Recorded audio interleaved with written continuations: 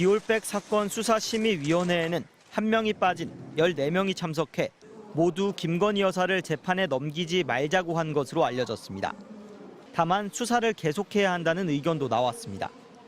5명 안팎이 수사 계속 의견을 냈다는 보도도 나왔습니다. 심의위원 3명 중에 1명은 사실상 검찰 수사가 부족했다고 지적한 셈입니다. 이번 심의는 김 여사 불기소 권고 결론만 달랑 공개했습니다. 반면 이재용 삼성전자 회장 프로포폴 불법 투약 혐의나 김광호 전 서울경찰청장의 이태원 부실 대응 혐의를 다룬 수사심의위 때는 찬반 표결 숫자까지 공개했습니다. 어디까지 공개할지도 위원들 결정에 맡기고 있기 때문입니다. 수사심의위는 검찰의 기소 독점주의 폐해에 대한 자기 반성으로 2018년 도입됐습니다. 도입 과정에 참여했던 박준영 변호사는 자신의 페이스북에 누가 심의위원으로 들어갔는지 알 수 없고 회의 과정에서 어떤 이야기가 오갔는지 기록 자체를 남기지 않고 의결 결과 찬반이 몇 명이었는지도 공개하지 않는 결과를 국민들이 받아들일 수 있을까라고 올렸습니다. 반쪽 수사심의위 논란에 대해서도 지적했습니다. 김 여사 처벌을 주장하는 최재형 목사는 배제된 채 무혐의 결론을 낸 수사팀과 무혐의를 주장하는 김 여사 측만 참석한 데 대해서는 한쪽 정보가 우위인 상황이었다며 기록에 대한 공정하고 충분한 검토 없이 심의위원들의 종합적 고려가 가능한지도 의문이라고 했습니다. 박 변호사는 이럴 거면 폐지하는 게 낫다고 했습니다. 임은정 부장검사도 수사심의위 전날 이원석 검찰총장에게 최 목사 측에게도 발언 기회를 줘서 공정한 모양새를 갖춰야 한다고 이메일과 문자까지 보냈지만 받아들여지지 않았다고 했습니다. 대검찰청은 이와 관련해 최 목사의 의견서는 함께 검토했다고 밝혔습니다.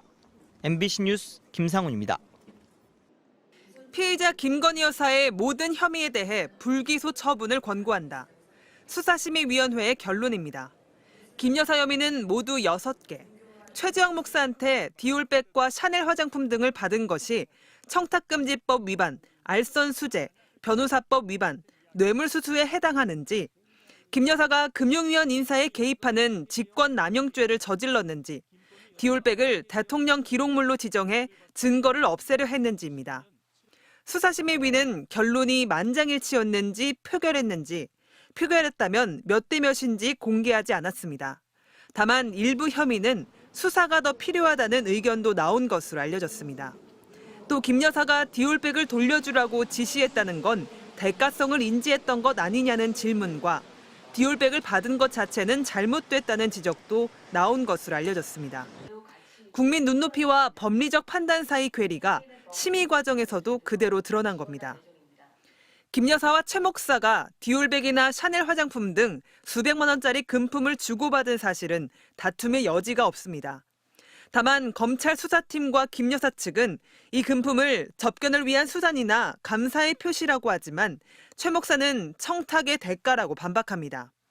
또 윤석열 대통령 직무와 관련성도 검찰 수사팀과 김 여사 측은 없다, 최 목사는 있다로 갈립니다. 하지만 김 여사나 최 목사 양쪽 모두 금품을 주고받은 건 부인하지 않습니다. 최 목사가 따로 신청한 수사심의위원회 개최 여부는 다음 주 월요일 결정됩니다. 신청이 받아들여진다면 최 목사는 수사심의위원회에 출석해 검찰의 무혐의 결론을 직접 반박하겠다고 했습니다. 김 여사 측은 수사심의위가 다시 열린다 해도 최 목사 주장이 받아들여질 가능성은 아주 낮다고 했습니다. MBC 뉴스 조희원입니다. 더불어민주당은 수사심의위원회가 검찰 수사를 정당화하기 위한 눈가림 절차, 막장 면죄부시효라며 거듭날을 세웠습니다. 공직자의 배우자가 금품을 받으면 처벌받아야 한다는 국민 상식이 권력에 빌붙은 사법 시스템에 의해 배신당했다며 이른바 김건희 여사 특검법에 속도를 내겠다고 예고했습니다. 황제 출장 조사에 이어 면죄부 처분을 갖다 바친 검찰은 수사할 자격이 없습니다. 특검밖에 답이 없다고 판단하실 것입니다. 다른 야당들도 검찰 앞에는 김건희 성역이 존재한다. 검찰 수심위가 아니라 김건희 안심위. 꼭두각시 검찰의 윤비 어천가라며 특검 공세에 가세했습니다. 민주당은 당장 9일 법사위원회 소위원회에서 특검법 심사를 시작하고 12일 목요일 본회의에서 처리한다는 방침입니다.